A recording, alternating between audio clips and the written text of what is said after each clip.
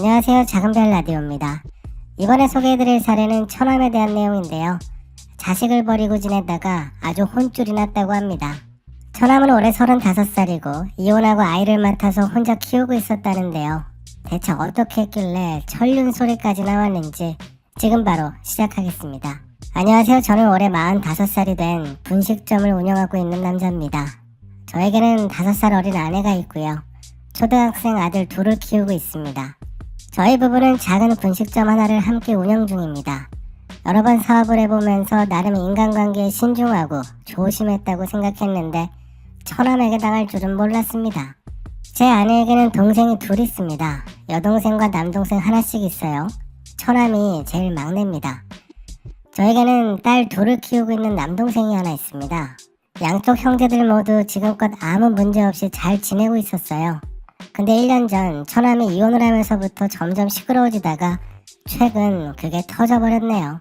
아내와 15년을 넘게 살면서 처남을 만날 기회가 거의 없었습니다. 말만 가족이지 길에서 만나면 알아보지도 못할 정도로 교류가 없었어요. 그랬던 처남이 어느 날 저를 찾아와서는 대뜸 무릎을 꿇고 울면서 부탁하더라고요. 그 모습을 보고 정말 당황했었네요. 무릎 꿇기가 쉽진 않으니까요. 근데 그 값싼 무릎에 속지 말았어야 했습니다.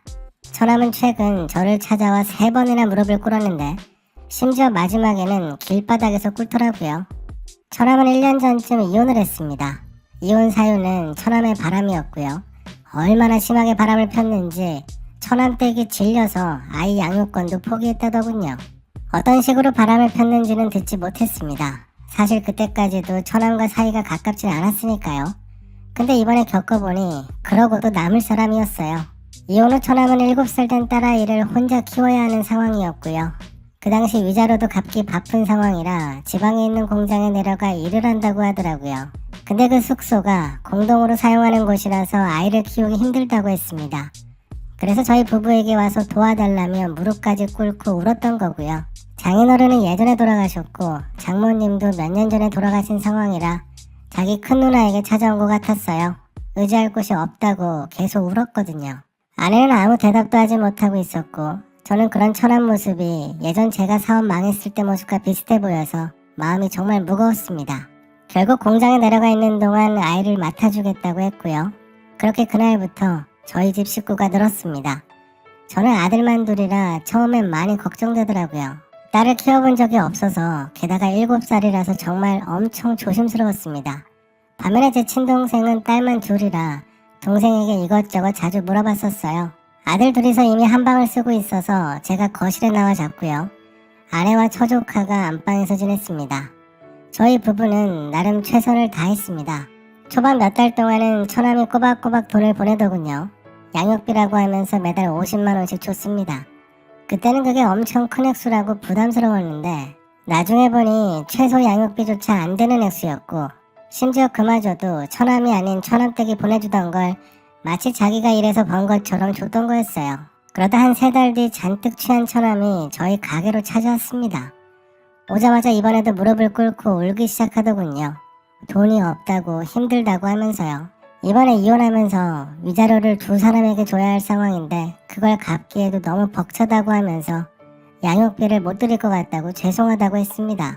그렇게 무릎까지 꿇고 울기 시작하는데 바로 옆에서 아내가 다 보고 있었고요.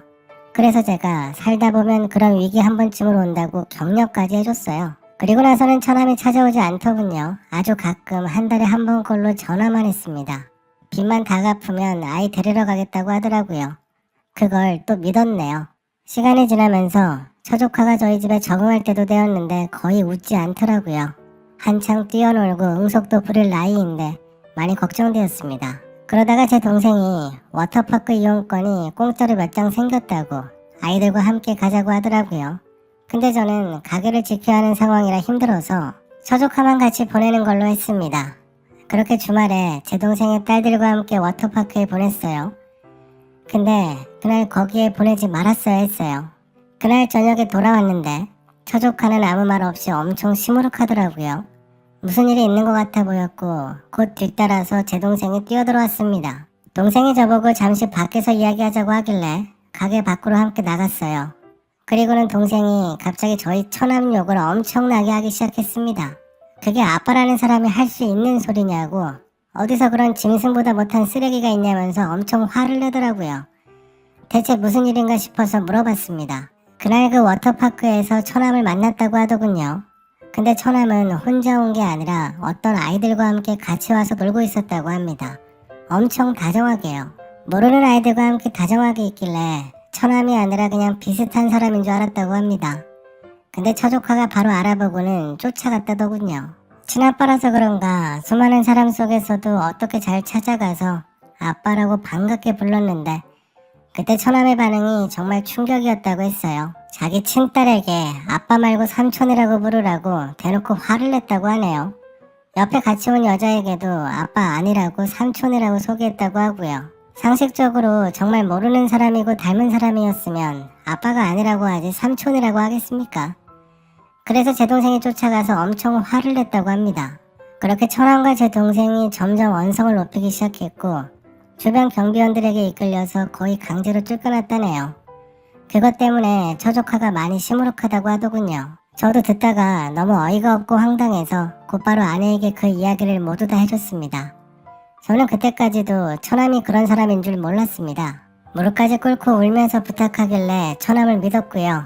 1년 내내 거실 바닥에서 자면서 내 자식들보다 더 많이 챙겨주면서 지냈는데 너무 허무했습니다. 아내는 곧바로 처남에게 전화를 하는 것 같았어요. 30분이 지나도록 20통 넘게 전화를 해도 처남은 받지 않았습니다. 뭔가 찔리는 게 있어서 그렇겠죠. 그래서 처남댁에게 연락을 하려 했지만 전화번호를 바꿔버렸는지 없는 번호라고만 떴고요. 그래서 결국 전문기관의 도움을 받기로 했습니다. 거기서도 우선 부모들과 연락이 돼야 된다고 하길래 일단 기다려보기로 했습니다. 그리고는 며칠 뒤 밤 늦은 시간에 처남이 가게로 찾아왔더라고요. 이번에도 똑같았습니다. 예전과 똑같이 울면서 오자마자 무릎부터 꿇더군요. 그게 제가 본 세 번째 무릎 꿇은 모습이었습니다. 정말 어이가 없었네요. 안 좋은 소리가 나올 것 같아서 밖으로 나오라고 나가서 이야기하자고 했고 그렇게 가게 앞에서 이야기했습니다. 근데 또 무릎을 꿇더라고요. 저에게 아이를 데리러 왔다고 이제 그만 자기 딸을 데리고 가겠다고 했습니다. 그래서 제가 워터파크에서는 무슨 일이 있었냐고 물어보자 또 울기 시작하더군요. 지금 만나는 여자가 하나 있는데 그 사람도 이혼한 사람이고 아이까지 있는 상황이라 딸이 있다고 아직 말을 하지 못했다고 했어요. 근데 만나게 돼서 자기도 너무 당황해서 순간 삼촌이라 부르라고 했다고 실수라고 했습니다. 근데 상식적으로 몇 개월 만에 만난 딸에게 그런 소리를 하는 건 말이 안 되잖아요. 더는 신뢰가 가지 않아서 일단 애엄마와도 이야기를 해봐야겠다고 돌아가라고 말했어요. 정말 많이 참고 이야기한 겁니다. 근데 갑자기 눈빛이 바뀌더군요.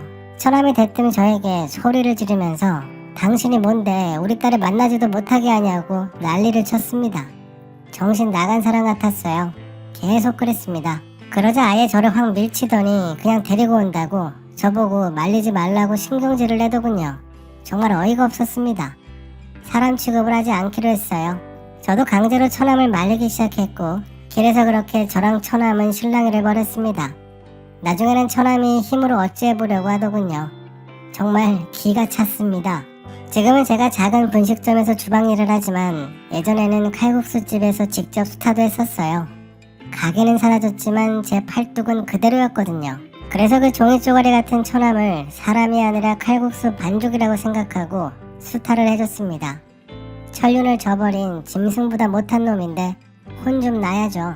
처남은 이리저리 휘청거리며 길바닥을 구르다가 나중에는 악에 바쳤는지 저에게 욕까지 하며 소리를 고래고래 질렀습니다.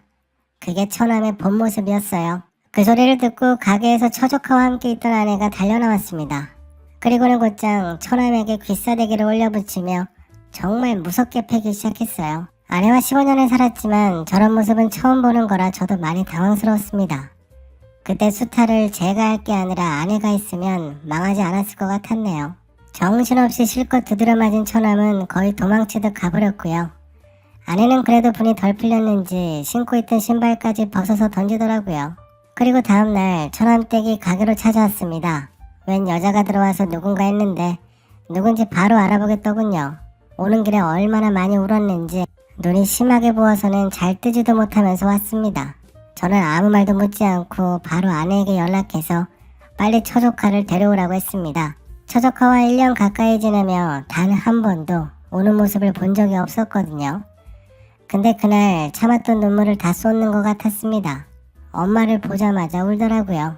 나중에 좀 진정이 되고 나서 들어보니 처남이 바람을 핀 상대가 자기 친 여동생이었다네요. 그래서 너무 심하게 충격을 받아서 아이를 돌볼 상황이 아니었고 양육비를 주기로 하고는 아이를 맡겼다고 하더군요.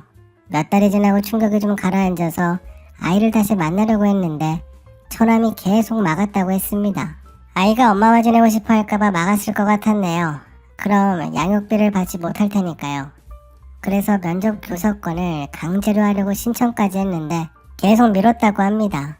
그래서 아예 양육권을 다시 옮겨오려고 준비 중이었다면서 저에게 서류 뭉치들을 보여주더군요. 메모도 엄청 해놓고 준비를 많이 했더라고요. 들으면 들을수록 처남이 너무 괘씸했고요. 제 아내도 옆에서 엄청 화를 내더군요. 그래서 이번에 한번 정신 좀 차리게 해주기로 했습니다. 곧바로 처남에게 전화해서 아이 데려가라고 했고요. 다만 어디서 키울 건지 제가 직접 봐야만 아이를 데려갈 수 있다고 했습니다. 그게 또 맞는 말이고요. 처남은 아주 당당하게 지금 사귀는 여자 집에서 함께 키울 거라고 걱정 말라고 하더라고요.